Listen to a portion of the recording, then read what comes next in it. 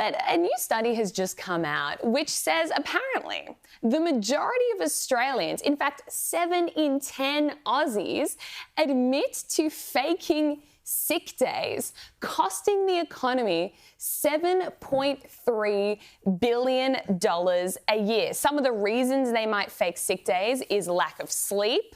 Others say they want to relax and recharge, like a well-being day. And others take a mental health day.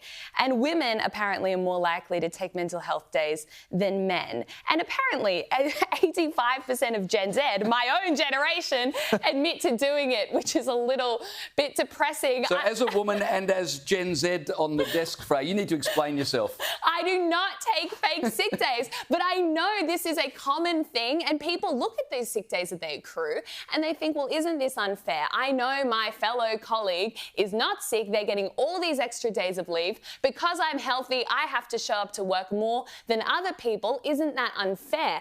But I do think this is a little dodgy. It undermines trust in the workplace, and it's just not the kind of culture we want to be setting. It's totally dodgy. Talk to many Aussies and they say, oh, the Aussie sickie, it's a great tradition.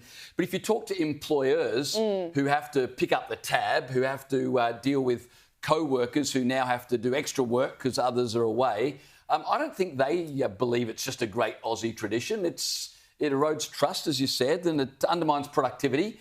And Caleb, the way you're looking at me, I reckon you're going to defend sickies. I am, as someone who doesn't take them. Of course. I've been. You're speaking on behalf of a friend. No, seriously, I've been renowned in many workplaces for never taking sick leave. I've probably taken the most sick leave I've ever taken in the time I've worked here, purely because you don't want to go on air sounding really hoarse and it's much more difficult to do your job while sick. But when I worked in newspapers, I mean, hell or high water, I generally went to work, whether I was hungover or sick as a dog or whatever it might be. I always showed up for the job because I thought that was the right thing to do. But you get your 10 days of personal leave a year. If you don't lose it, if you don't use it, eventually it'll disappear one day if you leave your job. You do accrue it, you can keep it. I checked, I've got more than 400 hours of personal leave sitting there, so I think I can take about 8 weeks of sick leave.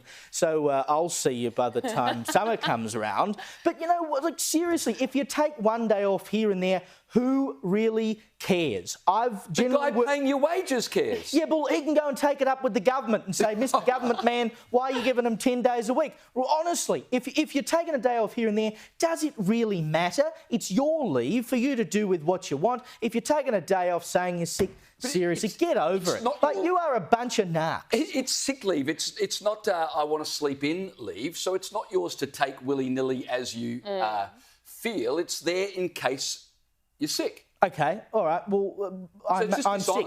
You prove I'm not sick. I'm sick. I'm sick in the head. I don't know. You could be sick with 100 different things. Well, that's the other problem, right? So then when people are genuinely sick, if you've got too many staff known for taking sickies, then you call into question the legitimate claims of people who are under the weather.